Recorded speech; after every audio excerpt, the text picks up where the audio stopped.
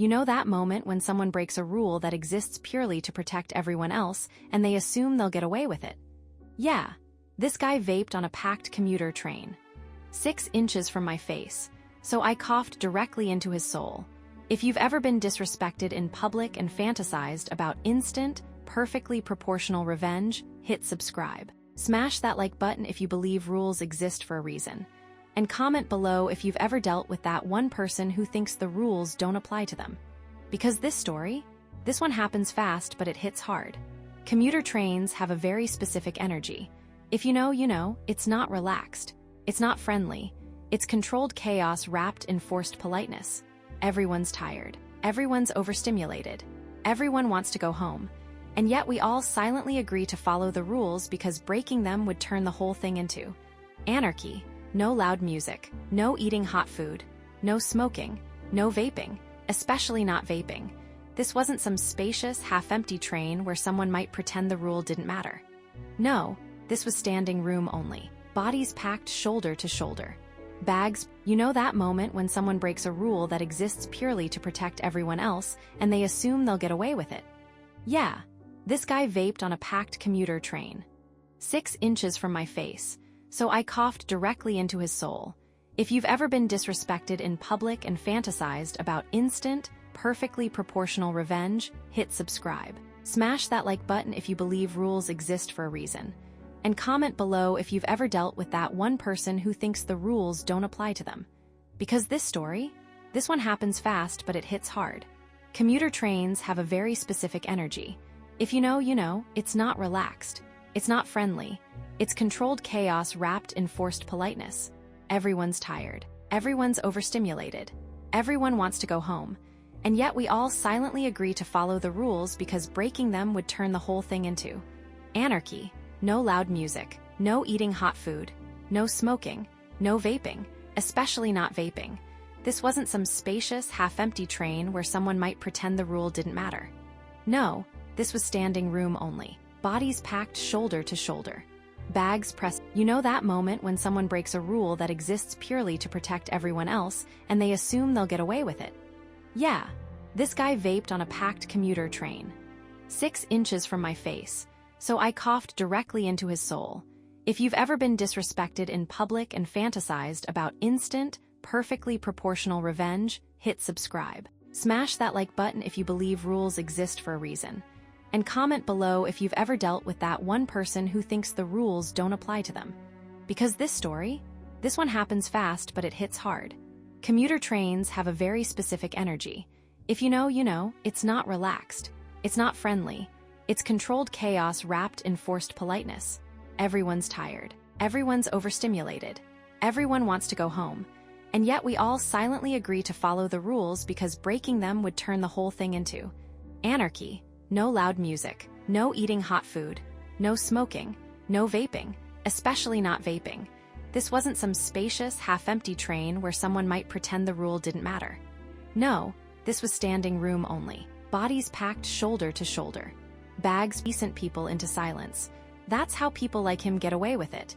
And then my body made the decision for me. The smell slid down my throat, and my chest tightened. It wasn't dramatic. No choking, no wheezing. Just an instant, involuntary response. A cough forming before my brain could intervene. Normally, instinct would have taken over. I would have released the rail, turned my head, covered my mouth. Social conditioning is powerful like that. But this time I didn't move. Time slowed. That cough was coming, and I realized something. He had already broken the rules, not accidentally, not unknowingly. He knew vaping wasn't allowed. That's why he hid it. That's why he moved quickly. That's why he thought he could get away with it, which meant whatever happened next was on him. I stayed exactly where I was. My grip tightened on the rail, my shoulders squared, and when the cough erupted, I didn't turn away. I coughed. Once, then again, and again, each one louder than the last, each one aimed directly at his face. The first cough was sharp, dry, sudden, the kind that comes straight from the chest, not the throat. It exploded out of me before I could soften it. His shoulders twitched. Just slightly. That instinctive flinch people get when something happens too close to them, too unexpectedly. But I didn't stop. The second cough came faster, louder. I felt it vibrate through my ribs, echoing inside my head. KH, that's when. His head snapped halfway around. Not fully. Just enough for his peripheral vision to catch what his brain was starting to process. I was still standing there, still gripping the rail, still unmoving, and definitely not covering my mouth. The third cough was the one that did it. The ugly one. The kind that sounds suspiciously wet even though it isn't. KH this time, his whole body stiffened. He turned fully now, and for the first time our eyes met. There it was, that flicker. That instant animal realization, oh no, because suddenly this wasn't just a bad smell anymore. Suddenly he wasn't the only one doing something socially unacceptable. I was coughing in his face, from 6 inches away, on a packed commuter train, in a world that had very recently gone through a little thing called a global pandemic. You could literally see his thoughts catch fire. The bravado vanished. The casual confidence evaporated like vapor in open air. His pupils widened. His lips parted like he wanted to say something but didn't know what. Because what do you say? Hey, stop coughing on me. On a train where you just broke the rules, on a train where everyone else is now very aware that something is happening, people noticed. That's the thing about trains. Nothing happens until something happens. A cough cuts through ambient noise like a blade. A cough repeated multiple times, that's a siren. I felt the shift immediately, shoulders straightening, heads lifting, eyes opening. That heavy commuter fog cracked. I didn't even have to look around to know it. You can feel collective attention. The air thickened not with strawberry scent but with awareness. And here's where the psychology flips. Before this moment, everyone was passively tolerating him. Now, everyone was watching us, but not evenly, because in public conflicts, context matters, and context was about to eat him alive. He took a half step backward, then stopped. There was nowhere to go. People pressed in behind him. That's when his eyes started darting. Side to side, up and down. He was reading the crowd, searching for allies, looking for validation, and finding none. Because here's the unspoken math happening in everyone's head. Vaping, not allowed, hiding it. Suspicious coughing, also bad, but who started it? Ah, there it is. I felt one more coming. My chest tightened again. And this time I leaned into it. Not theatrically, not aggressively, just unapologetically. I didn't raise my voice, I didn't move, I just existed. And coughed. Once more. KH right at him, that was it. That was the moment he cracked. He recoiled like I'd slapped him. His face, twisted not in anger but in fear, real fear. He raised his shoulder and turned his head away awkwardly, like a man suddenly aware of his own mortality. Then too fast, too clumsy, he fumbled for his pocket. Not to vape, to check it, like touching it would somehow undo what just happened, as if the vape itself had betrayed him. His posture collapsed. That proud, self-assured stance from minutes ago, gone. Now he stood smaller, hunched, avoiding eye contact. Eyes locked straight ahead like the train map held the secrets of the universe. He never looked at me again, not once. And the smell, gone. That's the thing about public spaces. Power doesn't belong to the loudest person. It belongs to the one who understands the rules and knows exactly when to bend social norms without breaking moral ones. I hadn't yelled, I hadn't accused, I hadn't escalated verbally. I'd simply reacted. And somehow that made it worse for him. Relief. Not glee, not triumph, just relief. Like a pressure valve releasing. Because for once, someone broke a rule and faced an immediate, undeniable consequence. No lecture, no confrontation, just cause and effect. I adjusted my grip on the rail, exhaled slowly, and stood there like nothing unusual had happened. The rest of the ride passed in silence. But it wasn't the same silence as before. It was heavier, charged, everyone knew. The thing nobody tells you about moments like this is how quiet they are afterward. No applause, no laughter, no dramatic fallout, just silence, but not empty silence. The kind that hums, the kind that tells you something shifted. The train kept moving. Same rattling tracks, same flickering overhead lights, same stops rolling past. The windows, yet everything felt different. Because now there was a before and an after. The guy in front of me didn't move, not an inch. His back was rigid like he'd been locked into place. He stared straight ahead, jaw set, shoulders slightly hunched, trying desperately to look invisible, which is ironic, because 2 minutes ago, he was willing to fill the air with strawberry chemicals just because he felt like it.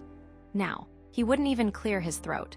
I started noticing small things, tiny behaviors most people miss. The woman to my left leaned subtly away from him and slightly toward me. The The man across the aisle gave a half-second glance just long enough to register understanding, then looked back down. Not judgment. Approval. That quiet commuter nod that says, yeah, he deserved that. Nobody said anything. Nobody needed to, because everyone on that train knew the rules. And everyone had, at some point, felt what I'd felt when he exhaled that vape. That sharp irritation. That helpless frustration. That thought of, why do people do this? This is important, because someone always asks, why didn't anyone tell you to stop coughing? Why didn't someone intervene? The answer is simple. Context. In public situations, people don't just react to actions. They react to stories. And the story here was clear. He acted first. He broke the rule. He impacted everyone. What I did wasn't seen as aggression. It was seen as consequence. And humans have an instinctive respect for consequences that feel fair. Let's break it down. I didn't scream at him. I didn't insult him. I didn't touch him. I didn't even move. All I did was fail briefly and strategically to protect him from the effects of his own choice. He chose to pollute shared air. I reacted to polluted air. That symmetry matters. That's why nobody rushed to defend him. Because deep down, everyone understood. If you bend the social contract for your own comfort, you don't get to complain when the contract stops protecting you. I expected adrenaline, a rush, something, but instead, a deep calm settled in. The kind you get after setting a boundary you didn't even realize you needed. I wasn't replaying it. I wasn't gloating. I wasn't even thinking about him anymore. It was over, resolved. And that's the rarest part of all. So many public injustices linger because nothing happens. You stew on them all the way home. You replay arguments you never made. You think of clever comebacks hours too late. This ended immediately. A few stops later, people started getting off. The crowd thinned, space opened up. The pressure eased. Still, he didn't vape again, didn't reach into his pocket, didn't even shift. When his stop finally came, he exited without looking back. Fast, head down, like a man eager to disappear into anonymity again. Here's what stuck with me, not the cough, not his reaction. The realization that most people aren't selfish. Most people are just tired of confronting selfishness. And every once in a while, someone does something so small, so instinctive, that it reminds everyone else. Rules matter. Shared spaces matter. And if you push hard enough against politeness, you might lose its protection. I didn't plan revenge that day. I didn't wake up hoping to cough on a stranger. But when the moment came, I didn't step aside. And sometimes that's enough. Revenge doesn't always need planning. It doesn't need cruelty. And it definitely doesn't need escalation. Sometimes it's just letting someone experience the natural consequence of assuming they're untouchable, and letting the universe do the rest. If you've ever witnessed a moment of instant karma like this, drop it in the comments. I read every one. Hit like if you believe shared spaces deserve shared respect. And subscribe for more real-life stories where justice doesn't wait for permission. Because somewhere out there, someone is reaching for a vape on a crowded train, thinking no one will do anything. And they are very wrong. If you like stories where people finally get what they deserve, click the playlist on screen and binge the rest.